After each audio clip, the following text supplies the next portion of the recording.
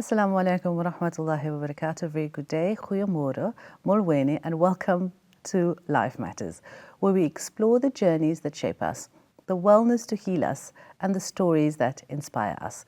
In today's health edition, we shine a light on liver health and World Hepatitis Day. Joining us once again is the esteemed Professor Wendy Spearman, a leading hepatologist and expert in viral hepatitis. With her wealth of knowledge and experience, she'll guide us through the different types of hepatitis viruses, share her insights on the importance of World Hepatitis Day, and discuss the latest developments in prevention, diagnosis, and treatment. Good day to you, Professor. Thank you so much for joining us again, and welcome again to Life Matters. Good day, everyone, and really thank you for inviting me to share my passion around viral hepatitis. Yes, it's definitely, we picked that up, definitely a passion of yours. And even though you've not yet done and dusted retirement, it's maybe done on paper, but you're there in full swing, highlighting all the importance around liver and hepatitis. So let's get into it. Why is World Hepatitis Day so important? What are the goals of this year's awareness campaign? And how has the focus changed over the past few years, especially noting post-COVID? So World Hepatitis Day is really observed annually on the 28th of July, and it's really dedicated to raising awareness around viral hepatitis and, importantly, the consequences of cirrhosis and liver cancer if you don't diagnose, prevent, and treat. And it's been championed by the World Hepatitis Alliance. Each year we have a different theme, and the theme this year is Take Action, Test, Treat, and Vaccinate. And so it really highlights the collaborative need of networks to actually work together to actually achieve those WHO 2030 elimination goals. And that actually was dedicated to actually having 90% reduction in new cases of chronic hepatitis C, a 65% reduction in mortality, and this required 90% of those who are infected to actually be diagnosed, and importantly, 80% of those to be treated. So these are very ambitious goals, and we really require a collaborative network involving patient advocacy groups, healthcare workers, and policymakers, importantly. So I think if we look at COVID, COVID has had a negative and a positive impact on viral hepatitis elimination. So as you know, during COVID, we had the problems and that access to follow-up and screening, particularly for patients at risk of developing cirrhosis and liver cancer, that was negatively impacted. And also importantly, the access to vaccination, particularly to vaccination programs as part of the expanded program of immunization, those were impacted. And then importantly, that birth dose vaccine. So Gavi, which is the Global Immunization Alliance, really decided in about 2019, just before 2019, that they would promote the implementation of the birth dose vaccine, particularly in low-income countries. And then COVID hit us, and that was put on hold as they were really dedicated to the rollout of the COVID vaccine. But really, what has been a great improvement and what we're very excited about, last year, Gavi actually recommitted to actually supporting implementation of the birth dose vaccine in lower-income countries. Another very positive impact of COVID was obviously the role of the telemedicine and telementoring programs, particularly such as Project ECHO, which enables us to deliver care to communities, thereby preventing patients having to travel to tertiary centres for care. So there were a lot of negative factors, but important positive spin-offs associated with COVID. What would you say would be some of the challenging factors that will stunt the ambition behind this theme for this year? I think really, we have fantastic guidelines. The WHO updated 2024 hepatitis B guidelines are really aimed at demystifying the management of hepatitis B, and hepatitis C guidelines are now very simple.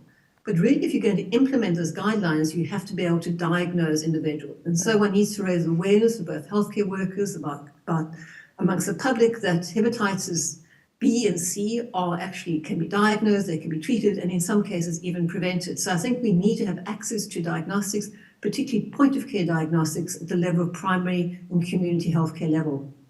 Are there a specific group of people that you do find it is challenging to work with or to get the information through or to successfully treat after the diagnosis has been confirmed? So I think particularly our key vulnerable populations, so individuals who inject drugs or use drugs, sex workers, those who are marginalized, and particularly if we look across Africa, refugees, internally displaced persons, often difficult for them to actually access therapy, be linked to care, and remain in care. So we really need to remember that hepatitis B, C, A, E really affects everyone. That nobody's immune from it. What is the current chain of action when it comes to reaching those challenging groups, whether it be their location or the information that just needs to get through to them, or the follow-ups? What is the chain of action? So I think what we really need to, just like HIV, we had really fantastic education programs directed at the public about knowing your status and having HIV champions. And really we need to actually include this in our approach to viral hepatitis. Know your status, know where you can go and get tested, and have clear pathways of referral for linkage to care. I think that's really essential. And so if we look at our marginalized groups, particularly people who inject drugs, it's really important that they are treated within communities. So we have fantastic programs like the TB HIV care program, which really helps to provide care at community level to our individuals who inject drugs and ensure that they have access to therapy, but importantly, they also can be retained in care. And very importantly, providing harm reduction services. So at the moment, the harm reduction services, such as the needle and syringe and open substitution programs, are really provided largely by NGOs. And we need to improve this so that our national departments of health, our social development, actually have active programs for harm reduction for our vulnerable groups.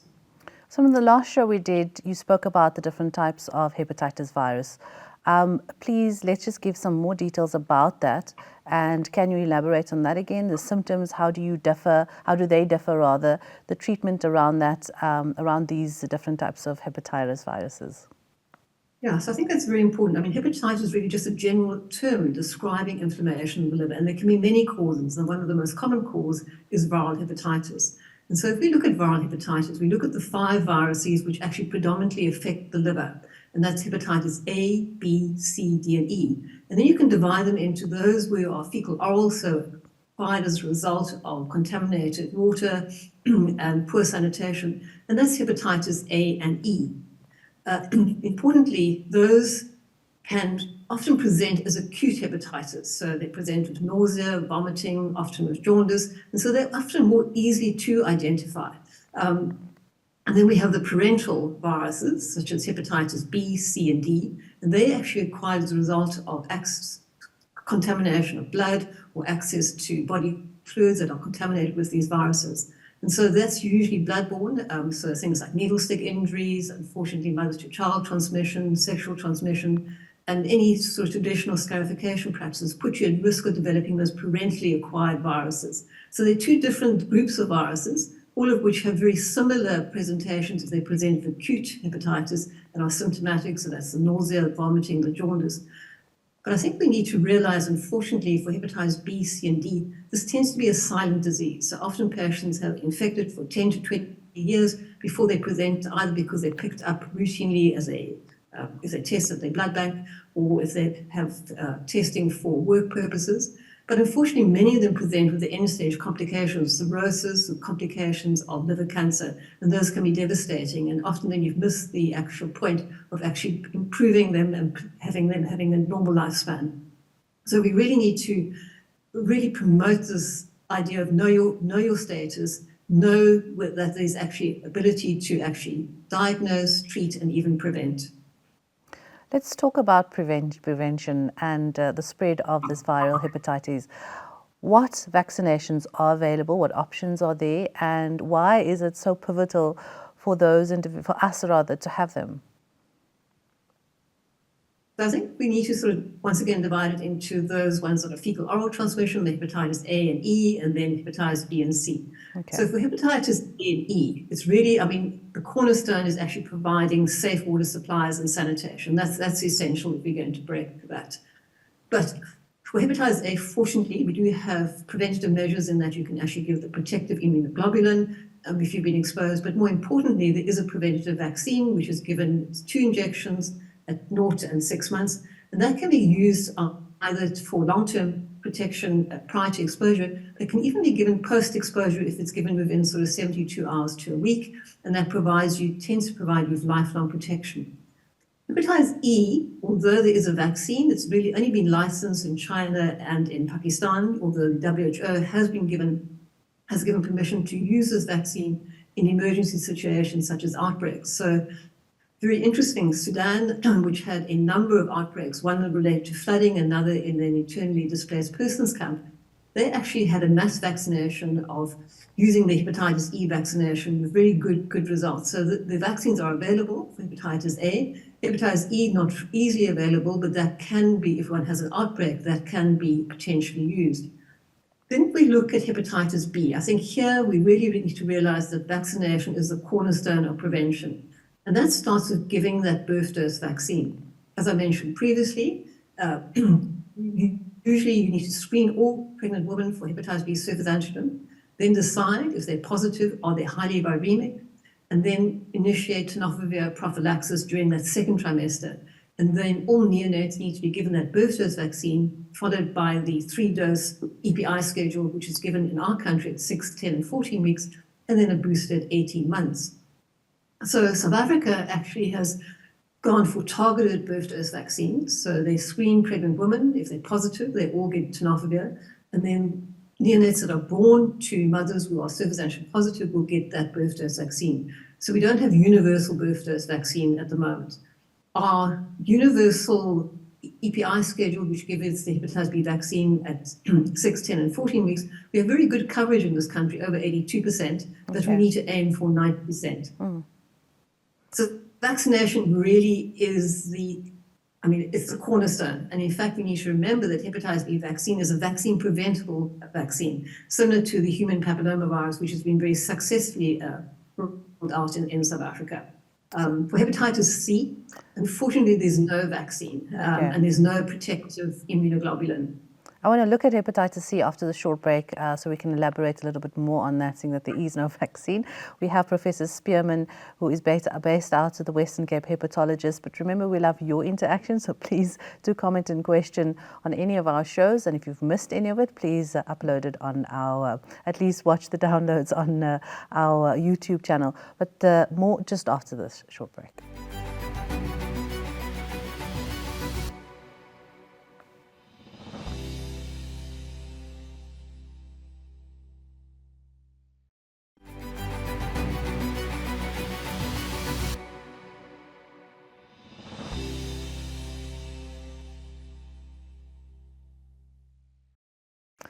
Welcome back. A very good day to you. This is Life Matters Health, and we're looking at World Hepatitis Day. Not so long ago, we spoke about the unsung hero of our body, the liver, and who knew there were so many viruses that affects the liver rather, and some that can actually be prevented just by a vaccine. So this vital organ works tirelessly to detoxify, metabolize, and energize our body, making it a crucial component of our overall health and well-being.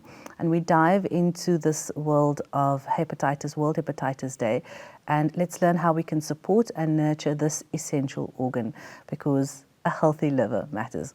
So online we still have Professor Spearman, Wendy Spearman, all the way from the Western Cape, and she's a leading hepatologist with this regard. Prof, you just mentioned hepatitis C being, no vaccination. So let's just elaborate on that. Let's talk about the symptoms, the treatments, the treatment options, and what we can watch out for on how to prevent it.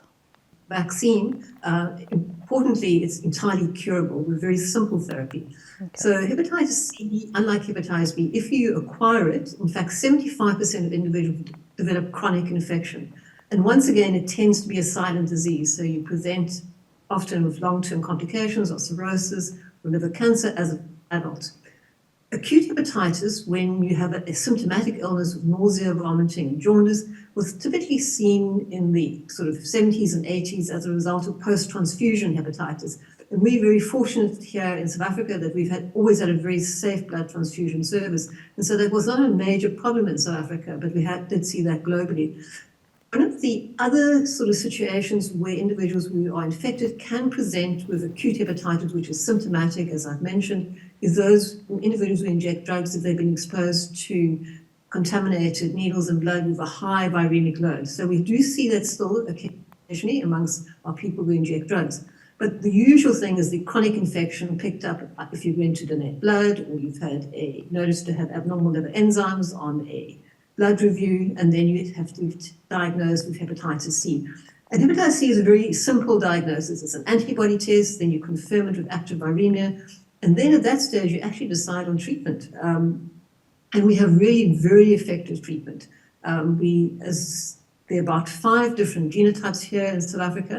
And importantly, we now have registered direct-acting antiviral therapy, and the one that we have here is called sofosbuvir, and that's given for 12 weeks.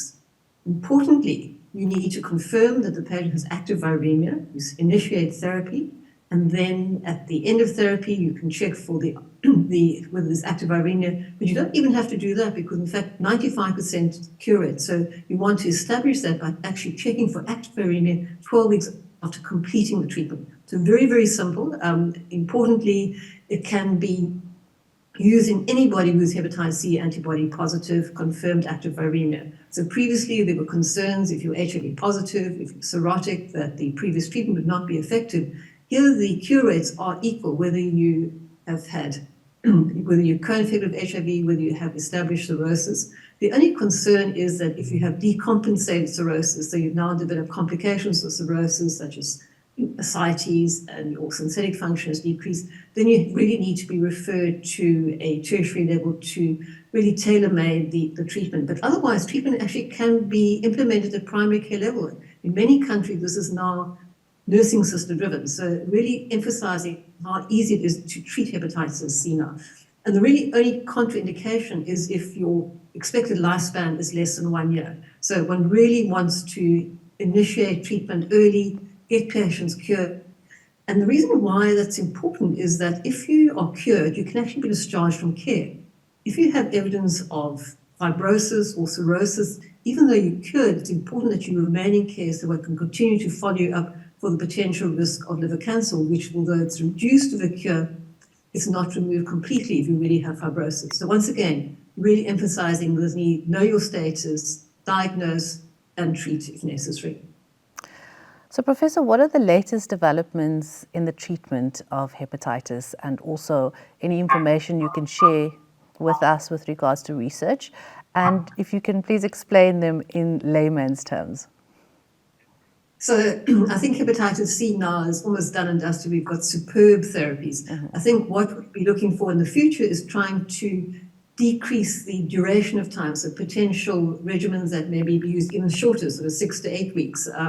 And then obviously they've been looking in the future of trying to develop a vaccine, but to date we haven't been as successful. So the real sort of research at the moment is going into hepatitis B.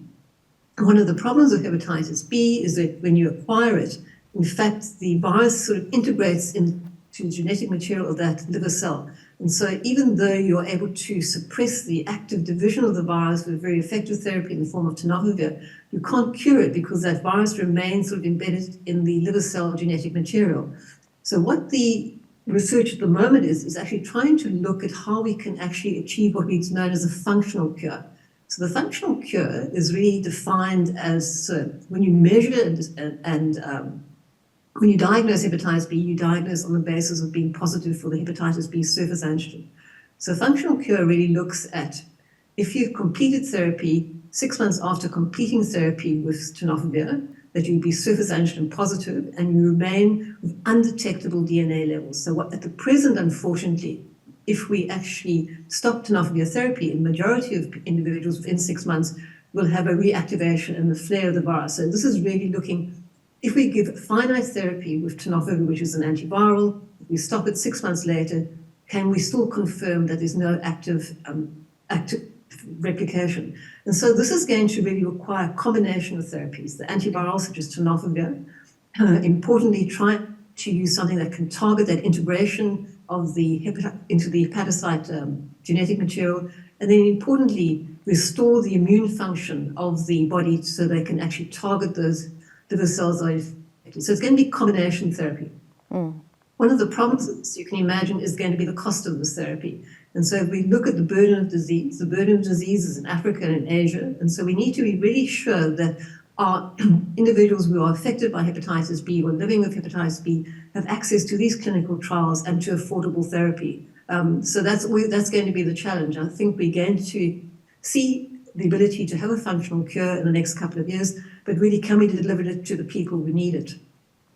And then the sort of recent breakthroughs in hepatitis D. Now, hepatitis D is a very interesting virus. It's known as a defective virus that requires the surface antigen of hepatitis B in order to replicate. So in order to have hepatitis D, you can either be co-infected, require the infection at the same time, or you can have hepatitis B and then be superimposed infection of hepatitis D. And so there's been very effective therapy recently developed, which is known as bulevirtide, and that actually prevents the binding of that hepatitis D virus to a receptor on the hepatocyte. And that's been very effective. We've shown that in patients who've been in these trials, up to 50% actually have managed to decrease that hepatitis D virus in the blood to undetectable levels and have normalization of inflammation. So that's going to be really very, very important. And the reason for that is if you have hepatitis B and hepatitis D co-infect, you're much more likely to have more rapid progression to cirrhosis, greater risk of liver cancer. And it's interesting if we look at the distribution of hepatitis D in Africa. In fact, we here in South Africa have a very low prevalence, less than 1%. Okay. Then you sort of go around sort of West and Central Africa, they can actually rise as high as 25% prevalence and increases as you go more. So a very interesting virus, very interesting distribution. But once again, it's going to be the cost of this virus. Also importantly, diagnosis. The present, so once again, you diagnose with a positive antibody, then you detect the virus in the blood. One of the problems we have in diagnosis of hepatitis D is that the molecular diagnostics that have been developed often don't pick up the genotypes that we find in Africa. So we need to address that, have appropriate diagnostics, particularly to diagnose the different type of genotype, and then ensure, once again, we get access to this therapy, which can be life-saving to the people who need it. Yeah. Sure. So Prof, can you share some statistics with us? The prevalence of viral hepatitis in South Africa, specifically, of course, you're working with the numbers in Africa, and how it compares globally, and what role do we play in bringing these stats down? So I think let's start with hepatitis B, which really is a major problem in Africa and in South Africa. So globally, it's about 254 million are infected, and in Africa, about 65 million are infected. And so I think we can just put it into perspective how many deaths are actually occurring. So we're very well aware of the burden of disease associated with malaria, TB, and HIV. And we know that our international fund agencies really are providing a lot of support to actually diagnose and prevent and treat those infectious diseases, which are important. But we really underestimate that burden of hepatitis B. So unfortunately, Africa, the WHO Africa region accounts for 63% of all the new hepatitis B infections. And we've had about 770,000 new infections and 270,000 deaths within Africa. And against this is the fact that only 4.2% have been diagnosed and about 0.2% treated. And if you remembered, I said that that birth dose vaccine was the cornerstone of actually preventing hepatitis B. And in fact, within WHO Africa, only 15 countries have introduced that vaccine, and only 18% have timely delivery within 24 hours of the birth. So that's really an important area that we need to be addressing.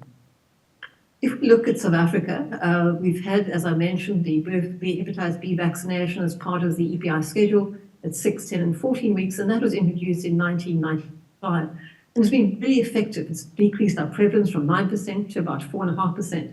But really, unless we actually upscale that birth dose vaccine implementation, we're going to be sitting at about 5%. Okay. So it's estimated we have about 2.7 million infections, about 14,000 new infections, and about 25,000 deaths. But once again, only 23% have been diagnosed and about 0.1% treated. And so you've realized from this talk that we've had very effective diagnostics, effective treatment, and effective prevention measures. So we're really falling well behind those WHO 2030 elimination goals.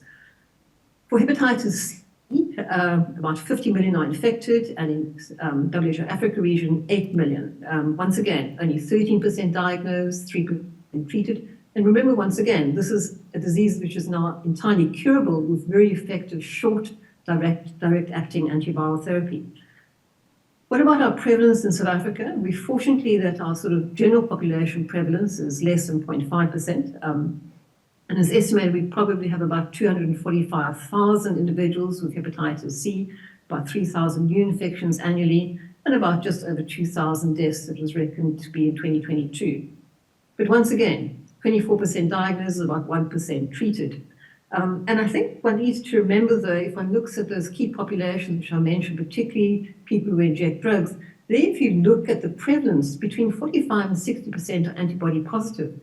And what's more concerning with those who are antibody positive, between 75% and 80% are actually viremic. And that's very important because, in fact, those individuals potentially have risk of ongoing transmission when they're sharing needles with fellow injectors, and particularly if we're not providing this adequate harm reduction services which the country needs to be providing. Hepatitis D, thought to be about 12 million worldwide infected, Africa about 1.6 million. And very fortunately in South Africa, we really see it's less than 0.5% seroprevalence. So really not a major problem. We tend to think about that when we're actually managing individuals that come from countries with a higher prevalence within Africa. And so particularly if you've got somebody with hepatitis B who's doing well, they're virally suppressed, but they're deteriorating by drugs and toxins, but always remember potential co-infection with hepatitis D. And then hepatitis E, thought to be annually about 20 million infections, about 3 million who are actually having acute symptomatic infections. And in South Africa, our seroprevalence has really varied up between 2 and 30%. We did a seroprevalence study here in the Western Cape a few years ago, which showed that the seroprevalence, if you measure previous exposure, was about 30%. Very interesting, though, as opposed to hepatitis A, where your seroprevalence tends to be in the young, so by the time you reach the age of 13, particularly if you're coming from a sort of low economic, with poor access to safe water and sanitation, up to 75% will have had exposure to hepatitis A. Sure. Whereas hepatitis E tends to rise as you get older, over the age of 30. Okay. So a major problem worldwide, within Africa and within South Africa. Real eye-opening stats. After the short break, we talk about the impact of viral hepatitis on specific populations such as children, pregnant women and individuals with compromised immune system. We also chat to a professor about her role at WHO, but more just after the short break. Stay with us.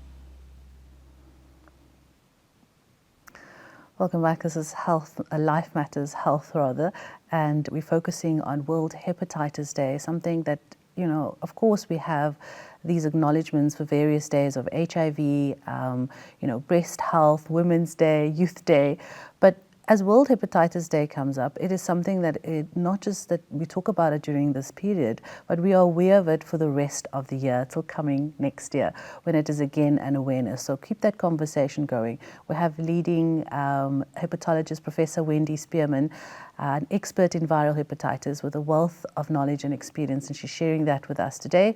And just before the break, we heard some interesting facts stats around all the different hepatitis viruses, A, B, C, D, and E. So Professor, just share with us the impact of viral hepatitis on some specific populations and groups, such as children, pregnant women, or individuals with compromised immune systems. And that came up, I've heard an interesting conversation with regards to the outbreak of monkeypox, and even in the light of COVID. How did these outbreaks and viruses affect those individuals with compromised immune systems specifically? Thanks very much. So I think let's start with the HIV co-infections with hepatitis B, C, D.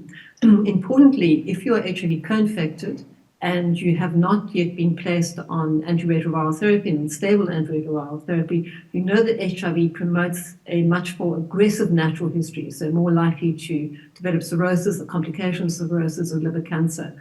And so it's standard of care if you're HIV positive that you should be actually screened for surface antigen, and importantly, if you're not immune, you should be vaccinated.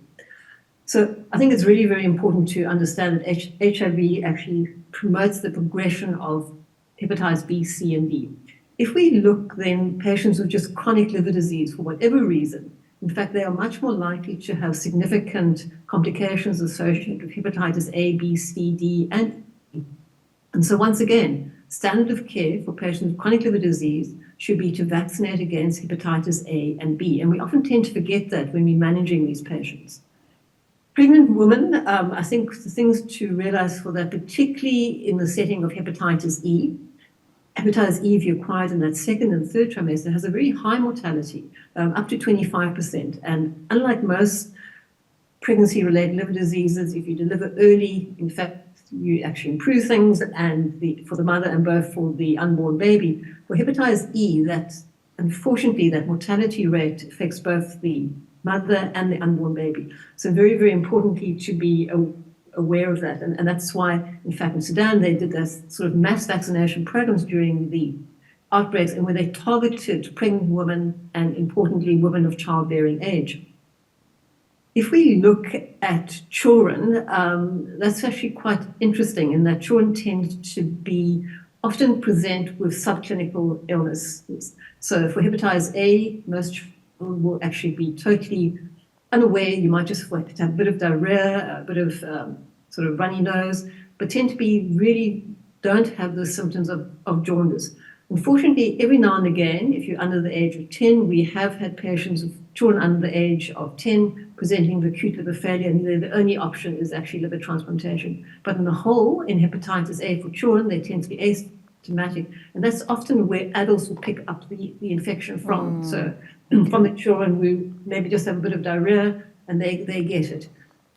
The other thing that puts you at higher risk is your age. So over the age of 50, you're more likely to have clinically severe hepatitis A. You're more likely, if you get acute hepatitis B as an older individual, not to be able to clear it. So age definitely has a negative effect in terms of how you respond to these viruses. And then other cofactors such as diabetes, poorly controlled diabetes. The impact of COVID was very interesting. So that really had more impact in terms of patients with chronic liver disease who had already had advanced fibrosis and cirrhosis, and so their outcomes with COVID were poor. But one of the interesting things is that, particularly found in our own liver clinic, in fact, patients and our liver transplant patients, because they were so aware of the risk of infections, in fact, very few of them had significant complications, and many of them were very keen to actually undertake that COVID vaccination. So we were fortunate in our clinic really not to have a major negative impact of COVID, but I think that's really related to our patients being aware of infections and being very active in taking on the vaccination. And then the recent outbreak of monkeypox, how did that affect those with the compromised immune systems?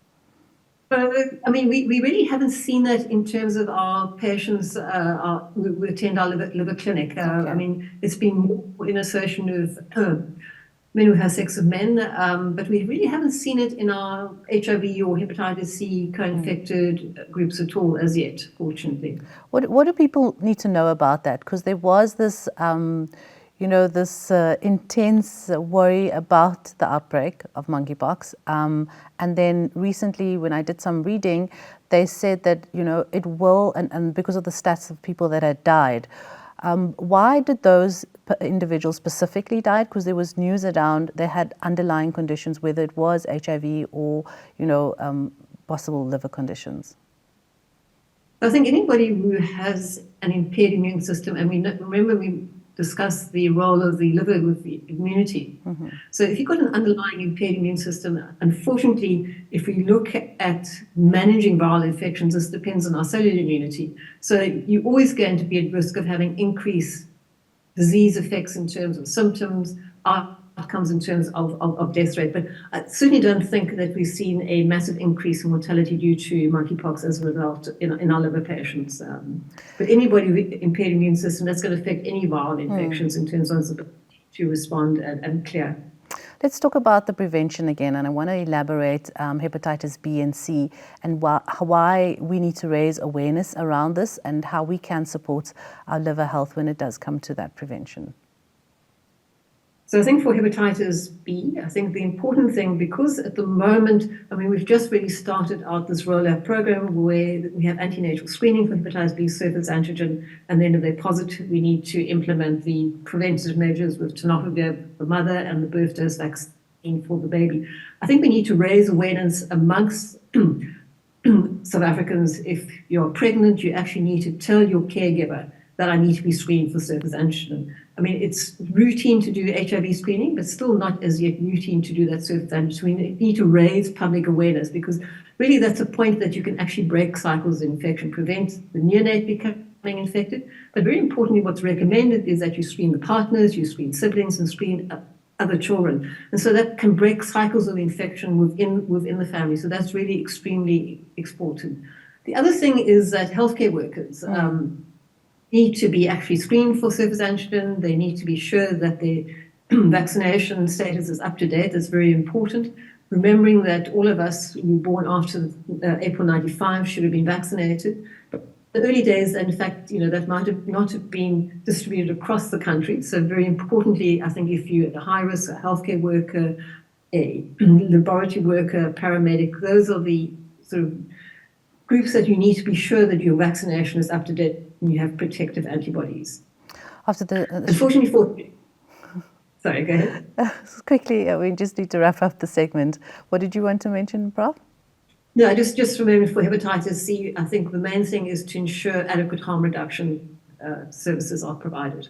I think that had come up a lot in the show, and the harm reduction is something that we don't often think about. So let us combat these viruses with that in mind. And like I said, like Prof said early on, the little ones without showing any symptoms and probably being asymptomatic, maybe just have a runny tummy. The adults who are then possibly compromised get these infected, get these viruses. After the short break, we talk about events around World Hepatitis Day rather.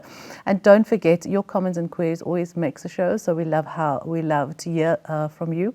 More just after the short break. Stay with us.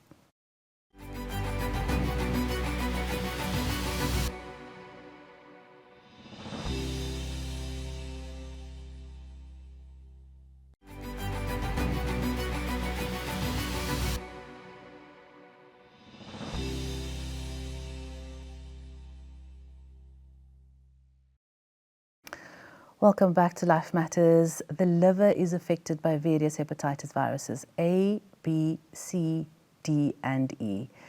It can cause inflammation and damage to the liver, leading to severe health consequences. Hepatitis viruses can spread through contaminated water, food, blood, or sexual contact, and can cause acute or chronic infections.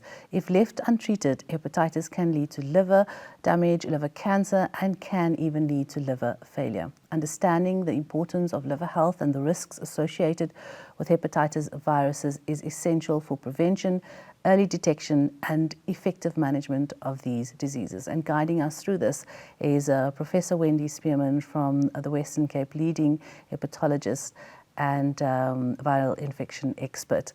So, Professor, before the break, I still wanted to touch on your role as a member at the World Health Organization. Just elaborate on that quickly for us.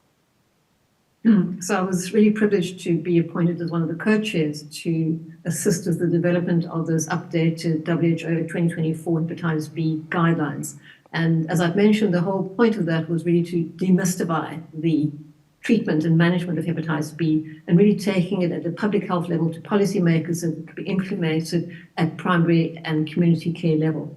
And so I think if you look at the 4 criteria that we now have to actually initiate therapy, this is now very easily understandable, and depending on what your resources are, you can actually manage these patients at primary care level. And then there's clear guidance of how you up refer to secondary or tertiary level. So we're hoping that this will actually enable patients to be diagnosed, treated, and vaccinated if necessary. So very, very exciting. I think guidelines have always been extremely complex, very difficult to follow, and these are quite simple and easy to implement. Let's talk about transplantation. How accessible is liver transplantation? What would be, the final action for that request, and how long is that list?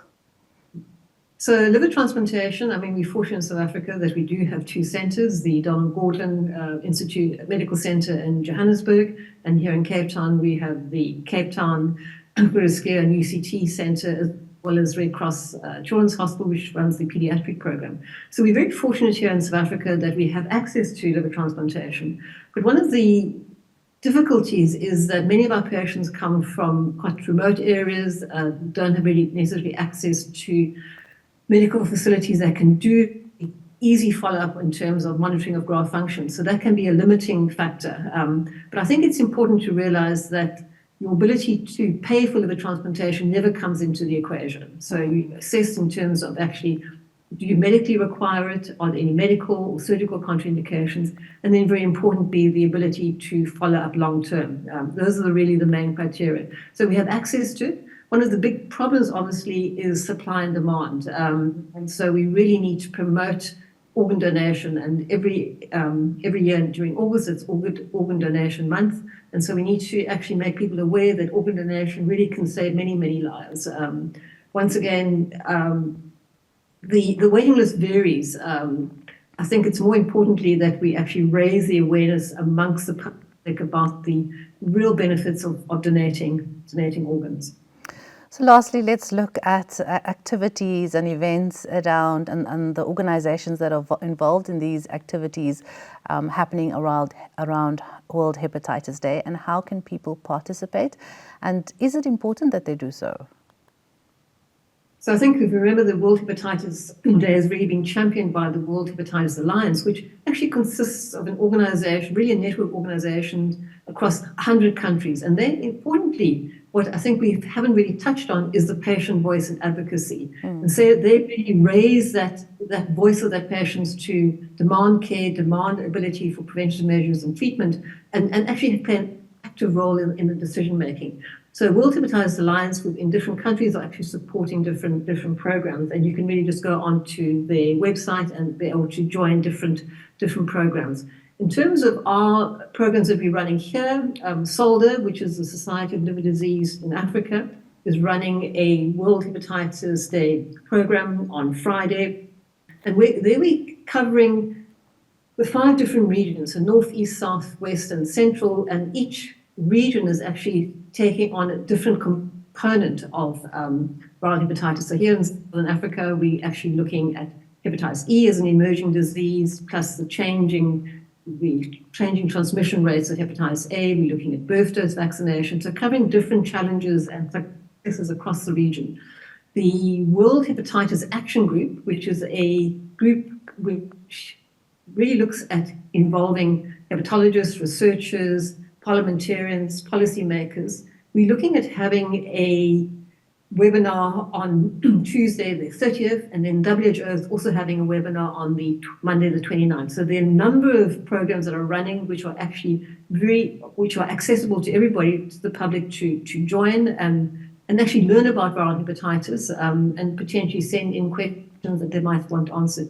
So I think really what we want to actually do with World Hepatitis Day is really to raise the awareness amongst the public, amongst patient communities, amongst policymakers, that this is something that is really impacts on everybody's lives, has an economic impact besides the personal impact on individuals, that we need to address and be really active. The same way we're addressing HIV, TB, and malaria, we need to be active in how we actually address the burden of disease associated with viral hepatitis. So please do search Society of Liver Disease in Africa and World Hepatitis Alliance, who is championing the World Hepatitis Day and highlighting it as for this year, the theme being Take Action, Test, Treat and Vaccinate. Thank you so much, Professor Wendy Spearman, for sharing your expertise once again, and we can feel that passion that you have for this topic in combating viral hepatitis. Your insights have been invaluable to us today. So we appreciate your dedication to this critical cause. Thank you so much. And please do keep us updated once again if there are any other events around that. All the best and enjoy the rest of your day. Thank you very much. And of course, to our viewers, thank you for tuning in and staying tuned in. If you know anybody that needs to know this information, please tell them that it will be available on our YouTube pages, Hilaal TV, Life Matters, and you can check out World Hepatitis Day. Let's continue to raise awareness and support those affected by hepatitis. Together, we can make a difference and create a world free of viral hepatitis. Don't forget to check out the resources and events from the Society of Liver Disease in Africa and the World Hepatitis Alliance. Until next time, stay informed and stay healthy. By taking care of your liver, you're investing in your overall well-being. Awareness and education are key to prioritizing our health. Let's continue the conversation and support each other in our journeys towards a better liver health. Stay liver aware, stay healthy. Thank you for tuning in. Join us next time for a female wellness doctor who will continue a women's health series on nutrition, exercise, gut health, and overall female holistic body talk. Until then, stay informed, stay healthy from the rest of the Life Matters team here in Johannesburg. Wassalamu alaikum and goodbye for now.